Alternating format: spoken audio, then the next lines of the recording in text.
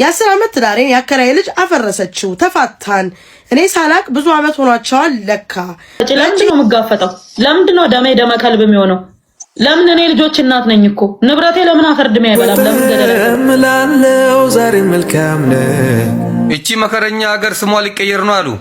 ኢትዮጵያ የምትባለው ሀገር ክቡር ጠቅላይ ሚኒስትር ዶክተር አብይ አህመድ ስማኝ፣ እኔ ኤርትራዊ የፍትህ ታጋይ የምልህ ነገር አለኝ። እኛ ኤርትራውያኖች ከኢትዮጵያ ተገንጥለን ያገኘነው ነገር ምንም የለም።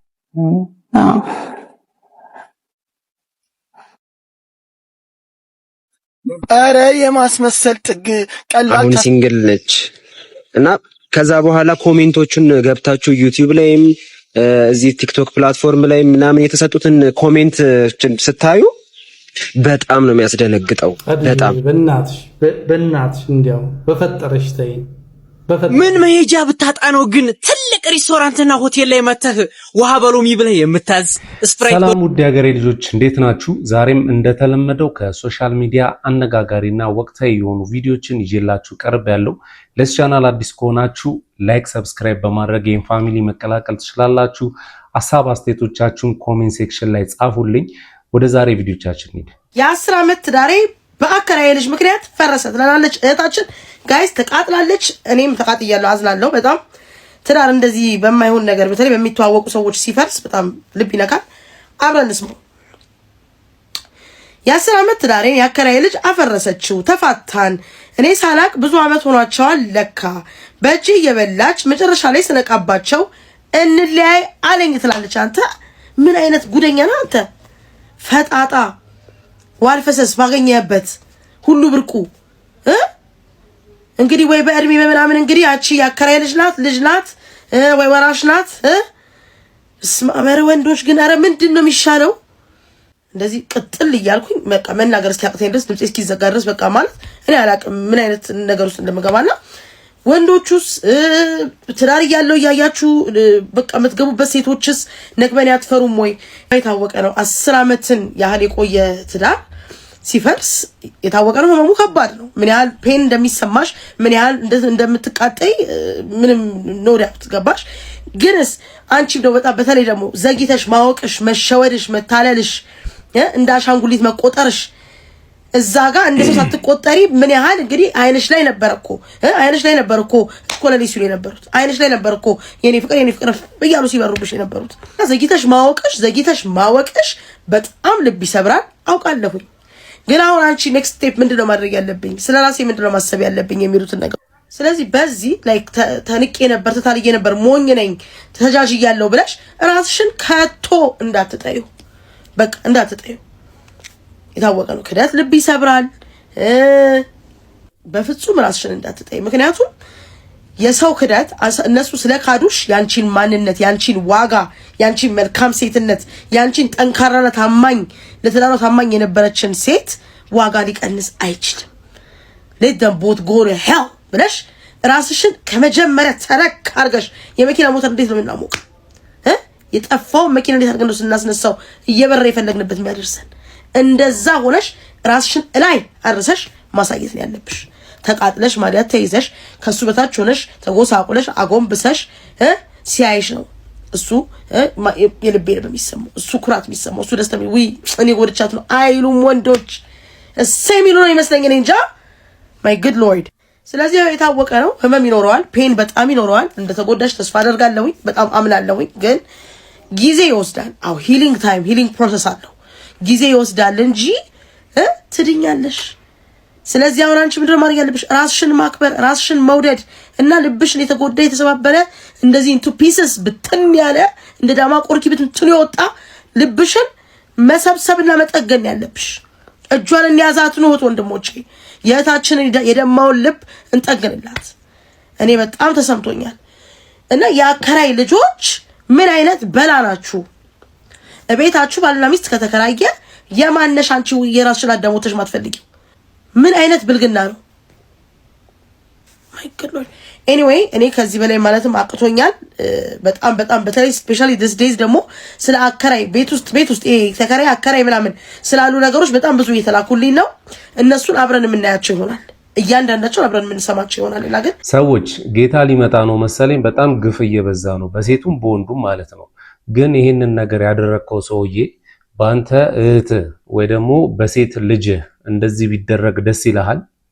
በጣም ነው የሚያሳፍረው። ለማንኛውም ቅዳሜ ዕለት ኢቢኤስ ላይ የነጻነት ወርቅነህ ሚስት ኢንተርቪው አድርጋ ነበረ። እሱን ኢንተርቪው በማየት ብዙ ሰዎች ተቃውሞ እያቀረቡባት ይገኛሉ። እስኪ ቪዲዮውን መጀመሪያ ይሷል ላሳያችሁና አስተያየት የሰጡትን ሰዎችም ደግሞ ቀጣይ ያሳያችኋለሁ። ይከብዳል ትንሽ እንዲህ ነበረ ለማለት ጓደኛ በቃ ጓደኛሽ ከሆነ አንድ ሰው ቀላል ነው ሁሉም ነገር። የቀለበት ስርዓታችሁ ላይ ሜሮን ጌትነት፣ አዳነች ወልደ ገብርኤል የመሳሰሉ ሰዎች ነበሩና ቀድሞ አሰባስቧችሁ የነበረውን እስኪ የቀለበቱ ቀን የነበረውን አያያዙ ራሱ በጣም ደስ ስለሚል ነው ፎቶ ላይ ሳይሆን የነበረውን ቦታውን አጠቃላይ ነገሩን ንገሪኝ። ቀለበታችንን ዲዛይኑን ምናምን የመረጠው ነው ደቻሳ ነው። የኔ ላይ ነጻነት ይላል እና ዓመተ ምህረቱ አለው። የሱ ላይ ደግሞ ንጹህ ዘር ይላልና በዓመተ ምህረት ጋር ማለት ነው። እና የቀለበት ጊዜ ማረሳው ቆመን አሁን እሺ አንዴ ምናምን አለ አስኔ ማለት ነው። አስናቀ ንጉሴ ነበር። የቀለበት ጣታችሁን ደፋችሁን አስለቅቁ አለ። እንዲህ ብለናል ሁላችንም እና ለማስለቀቅ ይሁን ነፂ እንዲህ ያለበት ደፋችሁን አስለቅቁ። ጣቴን ይዤ እንደዚህ ሳስከረከር አስታውሳለሁ። የምር ድፍ ያለበት ነው። አንገትሽ ላይ ያለው ቀለበት እዚህ ያረገው ነበር። አዎ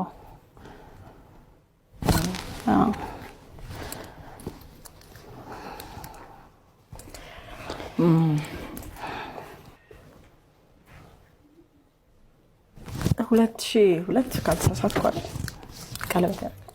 አዎ ከዚያ በኋላ ለዚህ ወደ አሜሪካ መጣ። አዎ የሁለተኛ ልጃችን ላይ 6 ወር ያለች መጣን። 6 ወር ተቀመጠን። ከዛ አመቷን የልደቷን አክበረን ተመለስን። ሁለቱንም ይዤ ተመለሱ። አመት ምናምን አልቆየም ሲመጣ። ከዛ ነው የሶስቱም የ4 አመት ልዩነት ነው ያላቸው በእድሜ ልዩነት። ከዛ ሌላ በቃ ኑሯችን አሜሪካ ቀጠለ። የስራ ሁኔታ የነፂን ስናየው በቲያትሮችን ይሰራል፣ ፊልሞችን ይሰራል፣ የቲቪ ፕሮግራሞችን የሚሰራ ነበርና ልጆቻችሁን ስትወልዱ ከጎንሽ ነበረ? ሁለቱ ሲወለዱ አልነበረም፣ የሌላ ላይ ነበር። ሌላም ብቻ ነው ከእርግዝና የጀመሮ እዛው ወረቀቱ እስኪያልቅ ምናምን አብረን ነበርና እሱ ነበረ በቃ ምግብ ራሱ የሚሰራው ማለት ነው። እና ምን ይለኛል ይሰራል ሳይነግረኝ ዝም ይሄን እየሰራ ነው ካለኝ አልበላውም፣ ያው ማስበለስ ምናምን አለ እና ይሰራል። በጣም ይጣፍጣል እና ብዬ እበላለሁ። ደቂቃ አልቆይም ወጥቼ አስመልሳለሁ ማለት ነው። እኔ ለፍቼ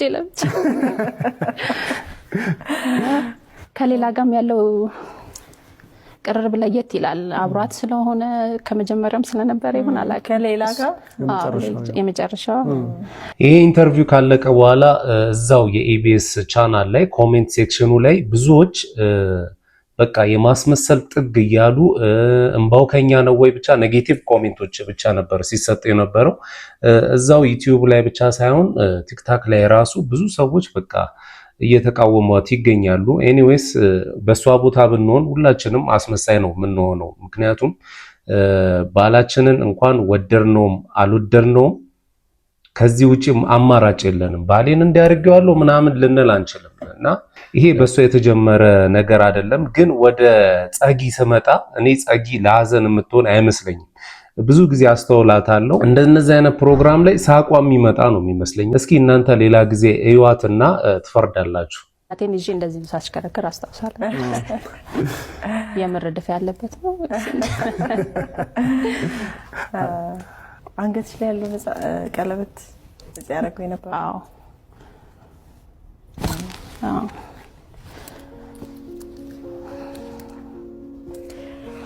አረ የማስመሰል ጥግ ቀላል ታስመስያለሽም ቀላልም ትተውኛለሽ። እኔ የምለው ግን ነፍሱን ይማሮና አርቲስት ነጻነት ወርቅነህ ነበር አርቲስት ወይስ አንቺ ነበር አርቲስት?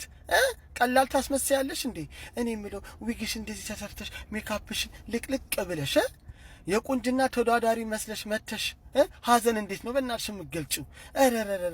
ለባህል የሚሸጥ ከብት መስለሽ እንዴት ነው ሀዘን የምትገልጪው? በእናትሽ ሌላ የለሽም?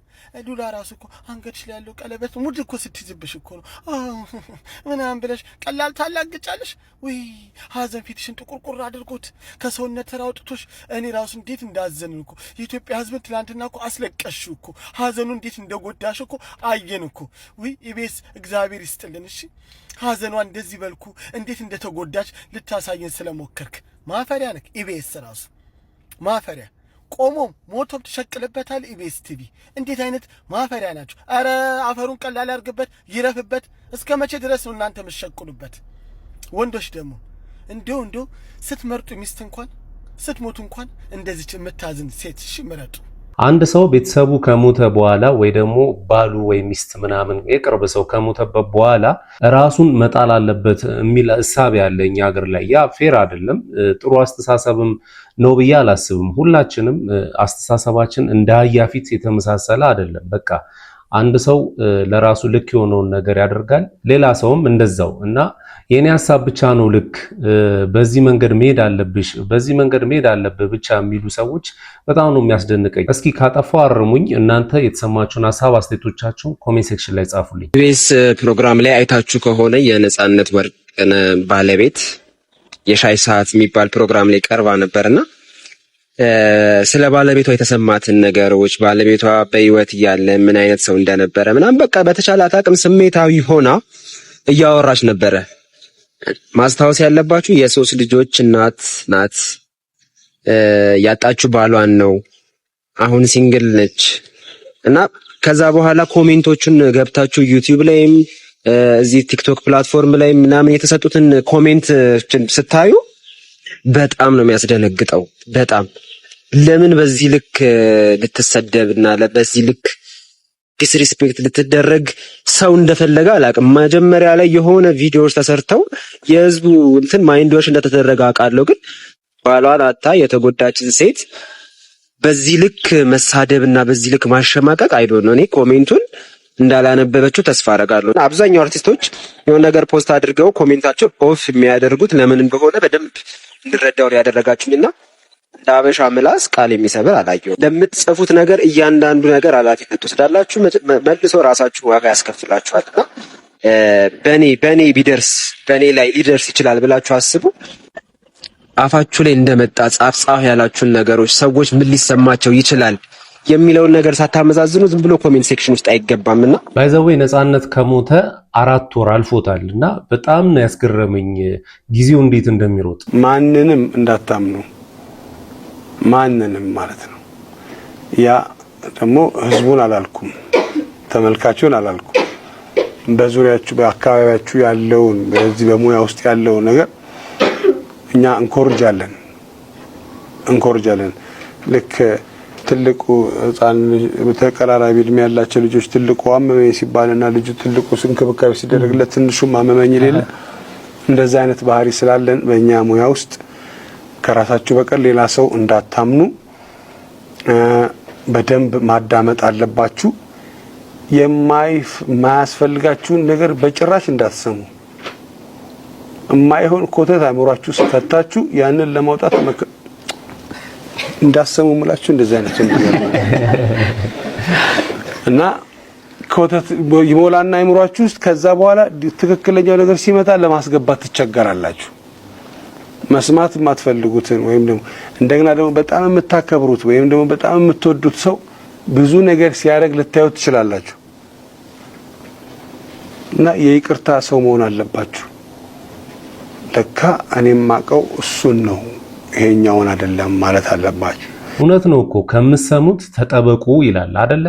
ከፍተኛና በሚሊዮን ዶላር የሚቆጠር የካሳ ገንዘብ ለሟች ቤተሰቦች በዚህ ሰዓት መሰጠቱ ነው እየተነገረ የሚገኘው። እጅግ በጣም አስገራሚ በሆነ ሁኔታም እንግዲህ በ2019 መጋቢት 10 ቀን አውሮፓውያን አቆጣጠር ማለት ነው ከአዲስ አበባ ተነስቶ ወደ ናይሮቢ ይሄድ የነበረው 737 ማክስ አውሮፕላን እንግዲህ ተከስክሶ ከ157 በላይ የሚሆኑ ሰዎች ህይወታቸው ማለፉ የሚታወስ ነገር ነው። እጅግ በጣም አሳዛኝ ነበረ ክስተት እንደነበረም የሚረሳ አይደለም። በዛ ውስጥ የነበረችው ሳሚያ የተባለችው የ24 ዓመት አሜሪካዊ ወጣትም እንግዲህ በአውሮፕላን ደህንነት ላይ የምትሰራ ወጣት ነበረች። በአውሮፕላን ውስጥም እንግዲህ እንግዲህ ህይወቷ ካለፉ ሰዎች መካከል አንደኛዋ ናት። በቺካጎ የሚገኘው ከፍተኛ ፍርድ ቤትም እንግዲህ በቦይንግ ላይ ክስ ተመስርቶበት የክስ ሂደቱ ለ7 ዓመታት ዘልቆ እንደነበረ የሚታወስ ነገር ነው። ይህንን ተከትሎም እንግዲህ የሳሚያ ወላጆች የ49.5 ሚሊዮን ዶላር የካሳ ክፍያ ቦይንግ እንዲከፍላቸው ፍርድ ቤቱ መወሰኑ ነው በሰዓት የተነገረ የሚገኘው። እጅግ በጣም በሚገርም ሁኔታ እንግዲህ በዛው ዓመት ላይ ከ340 በላይ የሚሆኑ ሰዎች በቦይንግ 737 ማክስ አውሮፕላን ምክንያት እንዲሁም ደግሞ ድርጅቱ ማለት ነው በፈጠረው የቴክኒክ ችግር ምክንያት ህይወታቸው መጥፋቱ የሚታወስ ነገር ነው። ይህንን ተከትሎም እንግዲህ በቦይንግ ላይ በርካታ ሰዎች ክስ ሲመሰርቱ ነበረ። እንዲሁም ደግሞ ቦይንግ እንግዲህ ከፍተኛ የሆነ ኪሳራ አጋጥሞት እንደነበረ የሚረሳ ነገር አይደለም። በሰዓትም እንግዲህ በአውሮፕላን ውስጥ ከነበሩ ሟቾች መካከል በቺካጎ የሚገኙ ቤተሰቦች ማለት ነው በከሰሱት መሰረት በቦይንግ 737 ላይ የ49.5 ሚሊዮን ዶላር የካሳ ክፍያ እንዲከፍሉ ተፈርዶባቸዋል። አንዳንድ ነገሮችን ጠዋትና ማታ የሚረባም የማይረባም ነገር ከሚነግሩን ሰዎች ነው ምን ሰማ የነበረው። እንደዚህ አይነት ዜና ሲኖር ግን ለምን እንደማትነግሩን አላቅም። ይህን ዜና ተመልክተን ነው እንምጣማ። ምን እንደሆነ አላቅም። ጎዳና ላይ ወጥቶ ምግብ የሚያስለምን ምንም ምክንያት የለም። አዲስ አበባ ውስጥ እውነቱን ለመናገር እንደው ጎዳና ላይ የሚያስወጣ ምክንያት አዲስ አበባ ላይ በአሁኑ ሰዓት የለም። ከነኚህ ምገባ ማዕከላቶች ውስጥ ወደ አንዱ ጎራ ብሎ ትኩስ ንጹህ ምግብ፣ የተመጣጠነ ምግብ መመገብ የሚቻልበት ከተማ ሆኗል። ደግሞ ምግብ ለዕለት ጉርሳቸው የሌላቸው ወገኖቻችንም ቤታቸው ነው፣ ማረፊያቸው ነው። እርቧቸው መጥተው ምግብ የሚበሉበት ብቻ ሳይሆን አረፍ ብለው እርስ በርሳቸው ሰዓት ወስደው ተወያይተው የሚሄዱበት ቤታቸው ነው። ስለዚህ በየጎዳናው ለዕለት ጉርስ ለሚለምኑ ወገኖቻችን ሁሉ ድጋሚ መልእክት ማስተላለፍ እወዳለሁ። በከተማችሁ ውስጥ እነኚህ የተገነቡት ምገባ ማዕከላቶች የእናንተ ናቸው። ንጹህ ምግብ፣ ደረጃውን የጠበቀ ምግብ በክብር እጃችሁን ታጥባችሁ በንጽህና መታችሁ እዚህ መመገብ ትችላላችሁ እና ተጠቀሙበት ማለት እወዳለሁ። ቋሚ ገቢ ያለው ሰው ብቻ እንጂ ከዛ ውጪ ሆኖ የሚያስፈልገው ሰው ከየት እንዴት መጣ ሊለው የሚችል ማንም የለም። እንደዚህ አይነት አሰራርም የለንም። እንዳያችሁት አዲስ አበባ ላይ ምገባ ስነ ስርዓት ምናምን ተጀምሯል ተብሏል። ምግብ መብላት ላቃታቸው ለራብተኞች እና መንገድ ላይ ምግብ መለመን ምናምን አያስፈልግም ከዚህ በኋላ። ድሮ ለተከለከለ እናውቃለን በህግ። ስለዚህ እኛ እንቀልባለን ምናምን ብሏል። ይሄ ቪዲዮ ላይ ያያችሁት ክትፎ ምናምን ነው ይኖራል ብላችሁ ተስፋ አታርጉ። ግን እነዚህ መመገቢያ ጣቢያዎች የተባሉት አልተገለጹም የት እንዳሉና እናንተ የመንግስትን ዜና ጠዋትና ማታ ሲሰሩ የነበራችሁ ቲክቶክ ላይ ያላችሁ ሰዎች አጣርታችሁ ለአዲስ አበባ ማህበረሰብ ንገሩ።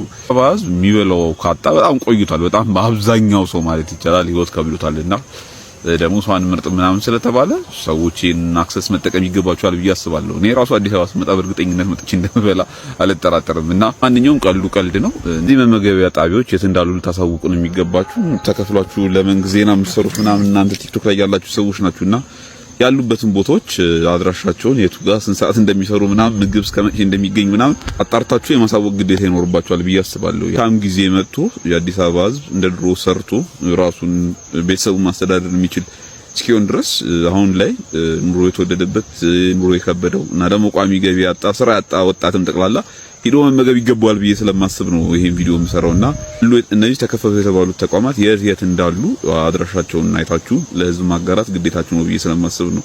እውነት ነው። አሁን መመገቢያ ቦታዎቹ ቢገለጹ የህዝብ ማህት ይጎርፋል ብዬ አስባለሁ። ከዛ መሀል እኔ አንዱ ነኝ። አዱዬ በእናትሽ እንዲያው በፈጠረሽ ተይኝ፣ በፈጠረሽ በቃ እየለመንሽ ነው። እንኳን ጎዳና ላይ ያሉት አይደለም እኛ የምንበላውን አተናል። ይኸውላችሁ አንድ አቬሬጅ ማስተርስ ያለው ልጅ ደሞዙ 18000 ብር ነው። 18000 ብር 16000 ብር የቤት ኪራይ ይከፍላል። ከወር የምትተርፈው 2000 ብር ነች። 1 ሊትር ዘይት 400 እና 500 ብር ነው የሚሸጠው። ጤፍ ስንት እንደሚሸጥ እንቁላል ምናምን ብዬ ያልዘረዘርላችሁ። 1 ሊትር ውሃ 70 ብር ነው የምትሸጠው። እና ተውን እስቲ በቃ ማለት እኛ በተአምር እየኖርን ነው። ጾም ጸሎት እያወጅንም ቢሆን እየተራብንም እየተቸገርንም እንደምንም ብለን እንዳልተቸገረ ሆነን ከዛም ከዚህም እያሟላን በቸርነቱ እየኖርን ነው። የሚያስለምን ነገር የለም ማለት ምን ማለት ነው? እኔ ሁላችሁ በድሉን፣ አስለቅሱን፣ አስርቡን፣ ዝረፉን፣ በቃ ተስፋ ሳጡን፣ ግን አትቀልዱብን ወጣችሁ በሚዲያ ላይ። እኔ ይኸውላችሁ እነዚህ መብያ ሴንተሮችን ለኔ ንገሩ፣ እኔ እየሄድኩኝ እበላለሁ። አንተ ብቻ አይደለም ማለት ኢትዮጵያ ውስጥ ሰርቫይቭ ማድረግ አልቻልንም። yes እኔ የማውቃቸው ልጆች አሁን በቀደም ለታ ለትምህርት ቤት መክፈል አቅቷቸው ልጆቻቸው ከትምህርት ቤት እንትን ብለው ቀርተው እኔ ነኝ ብር አውጥቼ በቃ እኔ በእውነት ነው የምላችሁ በቃ አንድ ሳምንት ጾም ጸሎት አውጃለሁ አልበላም ብዬ ያንን ብር አውጥቼ ወስጄ ሰጣቸው። እንደዚህ መናገር አልፈልግም ነበር። አንድ ሳምንት ጾም ጸሎት አውጄ ነው ያንን ብር የሰጠኋቸው። በቤቴ ቁጭ ብዬ እየጸለይኩኝ የእግዚአብሔርን ቃል እያነበብኩኝ በቃ የምግቤን ገንዘብ ወስጄ ሰጥቻቸው ነው እንትን ያሉት። በእናታችሁ አትቀልዱብን። ይሁላችሁ ምን አይነት ስርዓት መሰላችሁ ያቋቋማችሁት? ሳሪስ ምናምን ሴተኛ ዳሪዎች ተሰብስበው እየሸጡ ነው።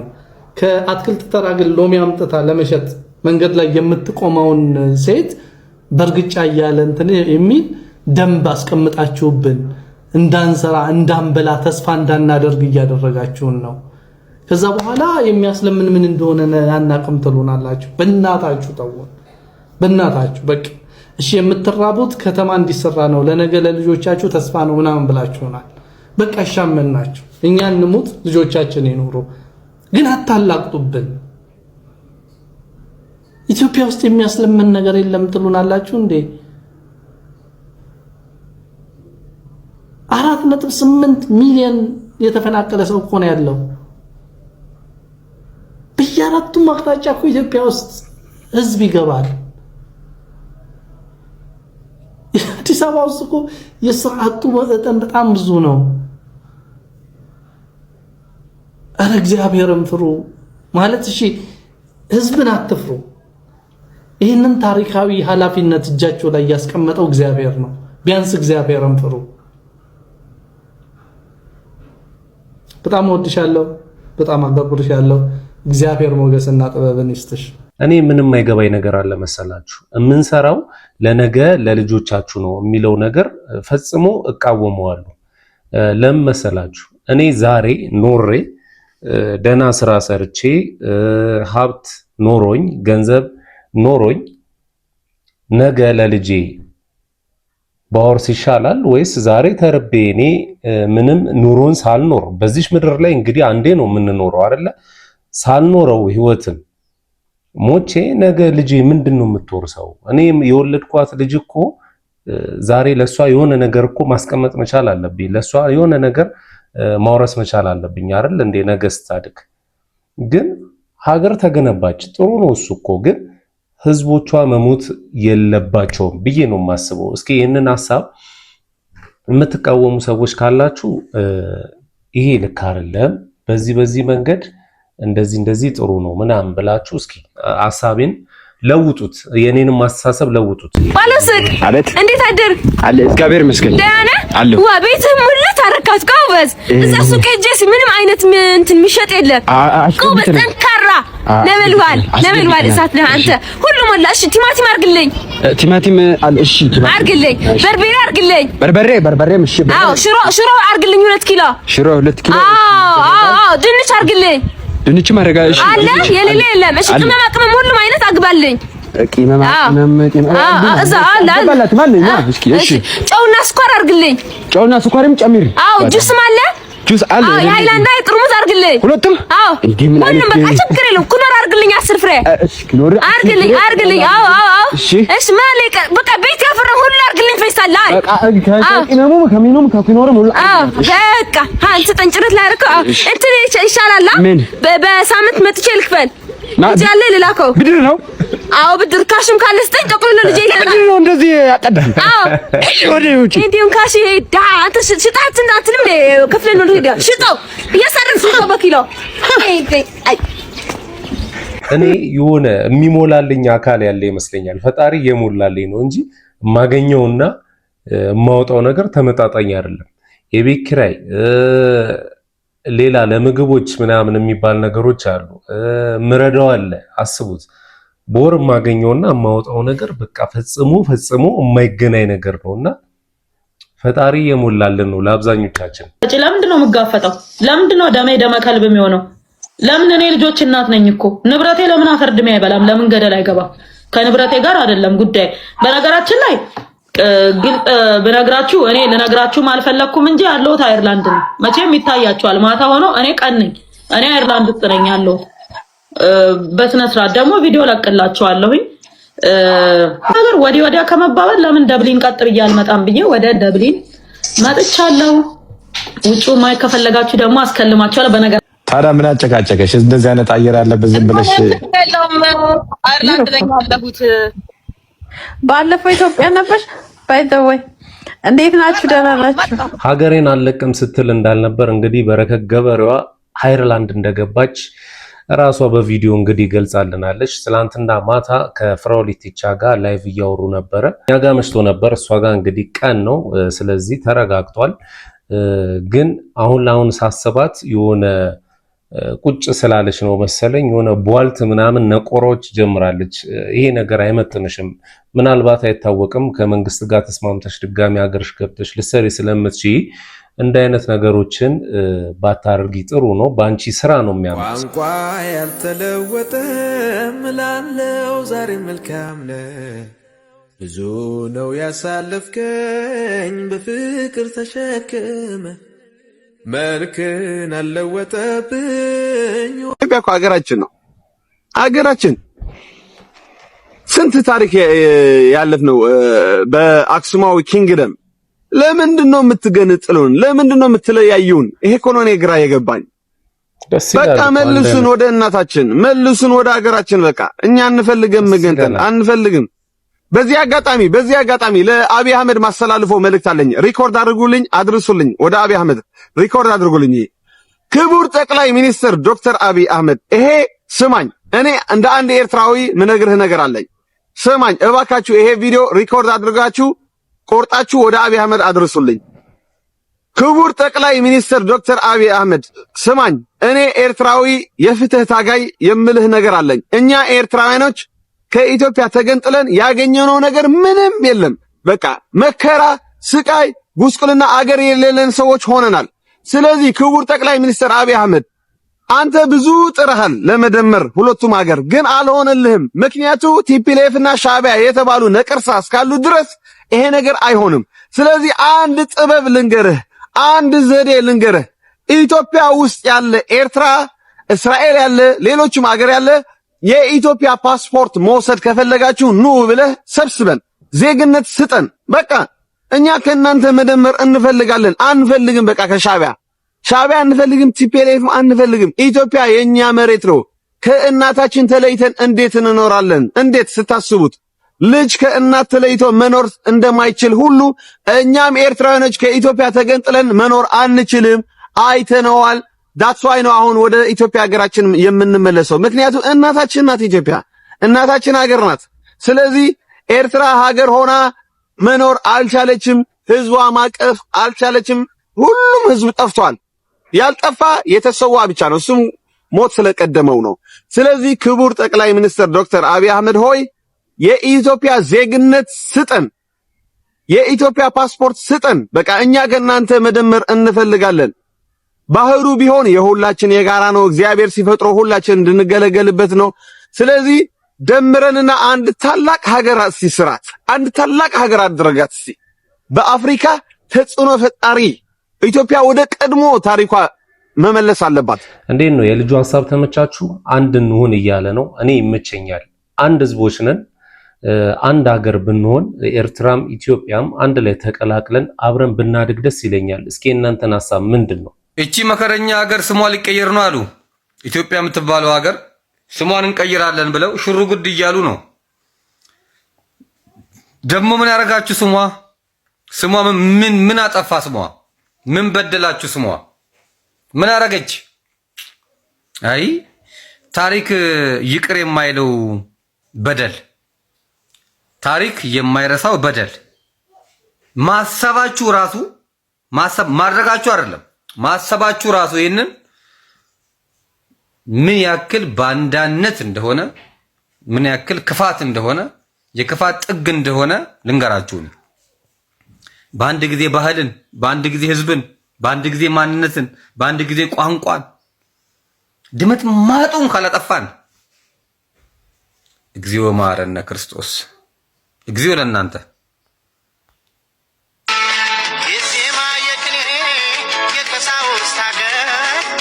እንደሰማችሁት ነው እንግዲህ ኢትዮጵያ የሚለው ስም ሊቀየር ነው እየተባለ ነው። ግን ይሄ የሚሆን ነገር አይመስለኝም። አንዳንዴ ለህዝቡ የሚሰጥ አጀንዳ አለ አይደለ? እንደዛ ነገር ነው የሚመስለኝ ለኔ። ጥቅሜ አልተከበረልኝም ብሎ ወታደር ሰላማዊ ሰልፍ የሚወጣባት ሀገር ኢትዮጵያ የመጀመሪያዋ ትመስለኛለች።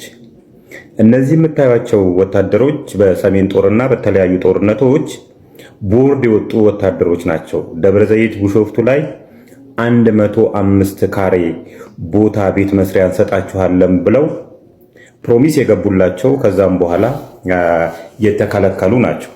አሁን እነዚህ ካቢኔዎች እንግዲህ ስጋ ቤት ነው የሚውሉት። ጭንቅላታቸው ጮሟል። ኢቭን የነሱ ወንበር እንዲጸና የነዚህ ወታደሮች ደም መፍሰስ እንዳስፈለገ እንኳን ረስተውታል። ወታደርን እንዲያባረር ወይም ደግሞ በወታደር ሊበትኗቸው መሞከራቸው በራሱ በዛ ላይ ደግሞ ቢሾፍቱ ደብረ ዘይት ላይ እንግዲህ ወታደር ማለት ምን ማለት ነው የሚል ነዋሪው ያውቀዋል። እነዚህ ካቢኔዎች የጦርነት ጊዜ ጋንስር የሚደበቁ ከጦርነት በኋላ መሪ የሚሆኑ የድል አጥቢያ አርበኞች ናቸው። እነሱ ይሄንን ወንበር እንዲይዙ የነዚህ ወታደሮች በጥይት መመታት ነበረባቸው። ረስተውታል። ቢኮስ ደንድነዋል። ጉቦዋ ደንድኗቸዋል። ሌብነቷ ደንድኗቸዋል። መመካከር የሚባል ነገር የለም። መነጋገር የሚባል ነገር የለም። በቂ ምክንያት አይሰጡም። ወይም በጉልበት እንትን ሊሉ ይፈልጋሉ፣ ወይም ደግሞ በመሸሽ ነገሩን ለማለፍ ይፈልጋሉ። ለምንድን ነው? ሀገሪቷ እኮ የጸናችው በወታደር ነው። በዚህ አጋጣሚ አንተ ጋንስር ተደብቀ ባመጣው ፍራቻ አይደለም ዛሬ ኢትዮጵያ የምትባለው ሀገር ኢትዮጵያ የሆነችውና እንዴት ነው ይሄን ያህል መደፋፈር የመጣው? እንዴት ነው ይሄን ያህል መደደር የመጣው? እንዴት ነው ይሄን ያህል መጮም መደነዝ የመጣው? እንግዲህ መከላከያ ሚኒስትርስ እንዴት ይሄን ያህል ዝም ትላለህ? ልጆችህ መስዋዕት ምን ያህል መስዋዕት እንደከፈሉ የምታውቀው አንተ ነህ። አንድ ካቢኔ 105 ካሬ ቦታ አልሰጥም ብሎ ወታደር ሰላማዊ ሰልፍ እስኪወጣ ድረስ እንደዚህ አይነት መበደል ከየት የመጣ ነው? ይህንን መከላከያ ሚኒስቴር ሆነ እዛ አካባቢ ያላችሁ የመከላከያ ሚኒስቴር ተቋማት ጣልቃ ገብታችሁ እንትን ልትሉ ይገባል። ሌላው ሰላማዊ ሰልፍ ይውጣ። ለምን ተብሎ ነው ወታደር ሰላማዊ ሰልፍ የሚወጣው? ማሽናዬን ገዝ በሉኝ፣ ማሽናዬን ገዝ በሉኝ፣ ስቴፌንም በሉኝ። ዱዓ ተቀበል። ይሄ ለሰረክ ሰውዬ ከባለቤት ስትገናኝ አልቆምም ይበልህ። ቢስሚላህ አልቆምም ይበልህ። ሽሚያስህን ሐራ ላይ ጸላህ አድርገው። አልሰራ ይበልህ፣ እምቢ ይበልህ። ስሜትህ ይቃረጥ። ስፒድን ማየት አልቻልኩም። ስሜትህ ቁርጥርጥ ይበል። አፈረበላ የወንድ ልጅ ሽሚያስ ምንድን ነው? የሆነው ሆኖ ለጥሎሹ ምን አመጣ? ያው ልንዘረዝርሎት እኮ ነው። 2 ሚሊዮን ብር የፈጀ አበባ በአይሱዙ አስጭነን ይዘን መተናል። ወይኔ ታድዬ አበባ! ይሄ ሁሉ አበባ? አዎ ጋሽዬ። የልጄ ፊት ሲረዝምባችሁ ኮሪደር መሰለቻችሁ አይደል? ይሄማ በጣም በዛ። ለልጄ አይገባትም፣ በፍጹም አይገባትም። እንቁ ልጅ እኮ ነው የሰጡን። ቢሆንም አይገባትም አልኩኝ። የልጄን ዋጋ ማቀው እኔ ነኝ። ቆይ ምን እያለ ነው? አሁን የምጠራሎትን ስጦታ ሲሰሙ ግን እንባ አይኖት ላይ ግጥም ምን ነው የሚለው? ባለቤቴ ከሞተች በኋላ አይኔ ደርቋል። ምን ታረጉ እናንተ? እንባ ቀለለባችሁ። ግጥም ይላል ይለኛል። ሲንግል አረከው። ልጃችን ለዚህ ቤተሰብ ካለው ፍቅር የተነሳ 2 ቤት ለቤተሰቡ አበርክቷል። ምን አለ? ፌንት ቤተሰቡ እንዳለ ፌንቲ ብላ ማለቱ ነው አይደለም? ቤት ነው ያለው። ውድ መኪና ነው። በፍጹም እንዲማ አይገባት። አበዛችሁት። እንዲማ አደፍሩኝም። ምን በእርግጠኝነት ቤት ተሳስታችሁ ነው የሚሆነው። እኔ የልጄን ዋጋ አውቃለሁ። አሳድጌ ምንድነው ባለቀ ሰዓት ልጅ ባቅበጥ እንደዚህ እንደ ጋሼ ከዚህ በላይ መስጦታል አለ እንጂ የልባችሁ ክፋትና ተንኮል ነው እንጂ የተሻለ ስጦታማ አለ።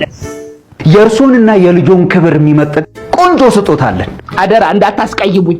በፍጹም ልጃችን ሙሽሪትንና ሙሉ ቤተሰቧን ለሃኒውን አማዞን ድረስ ሊወስድ ቅድመ ዝግጅቱን ጨርሷል። ምንድን ነው ያለው? መጨረሻውን አዞ ሲል ሰምቼዋለሁ። አማዞን ነው ያለው። የእንስሳት መናኸሪያና ጥቅጥቅ ደን ነው። ቤተሰቡን ሁሉ ለጫጉላ ሽርሽር እዛ ይዤ ልሂድ ነው የሚለው። አሃ ቤተሰቡ እንዳለ እንስሳ ነው። ሄጄ ወንድሞቻቸው ጋር ላገናኛቸው ማለቱ ነው። በጣም በዛ። ምን ነው ጋሼ? እናንተ ጥሎሽ ነው ወይስ ጥላሸት መቀባት ነው ያዛችሁ? እሺ ከዚህ በላይ ምን እናቅርብ? ሱቅ ገዝቶላታል። በቃ ሱቆቹን እንገዛለን። አዞኑ፣ ቤቱ፣ ሱቁም የኛ ነው። በሉ አሁን ሰላም ሰፍኗል። የመጣንበትንም ጉዳይ አሳክተናል። ይሄው ተቀበሉኝ ጋሼ። የተወጋ ይሁንና እንላቀቃት። በሉ እንግዲህ የተዘጋጀው ምግብ በልተን እንሂድ። የምን ምግብ? ጨፍራችሁ ከሄዳችሁ መች አነሳችሁ?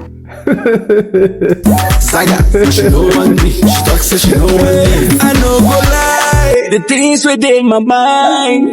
When I see you dancing, girl, you got me high. And if you wanna try, ይሄ ምንድን ነው? ወይ ፍርጅ ሆኜ ከገባው እርጉዝ ሆኜ ነው የምወጣው ብለሽ? እኔ እኮ የኩላሊት ክትባት አይደለም የምፈልገው። እሺ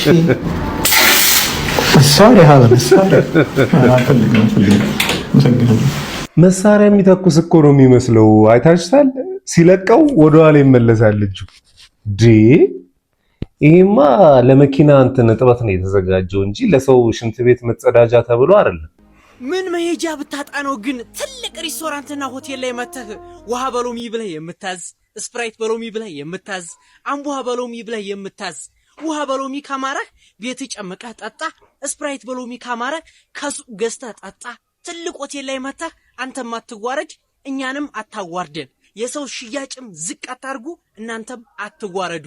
ፕሊስ ይመቻችሁ። ስትቀፍ በስማ አንዳንድ ሰዎች የግድ እንድንናገራችሁ ታረጉናላችሁ። ለማንኛውም ማይ ፋሚሊ ለዛሬ ያስኩላችሁ ቪዲዮ ይሄንን ይመስል ነበር። ቪዲዮ እንደወደዳችሁት ምንም ጥርጥር የለኝም። እስካሁን ድረስ አይታችሁ ላይክ ያላደረጋችሁ ላይክ አድርጉ። ሌላ ጊዜ በተሻለ ቪዲዮ እስከምንገናኝ ድረስ ማጣት አያገኛችሁ፣ ማግኘት አይለፋችሁ። ሰላም ሁኑልኝ።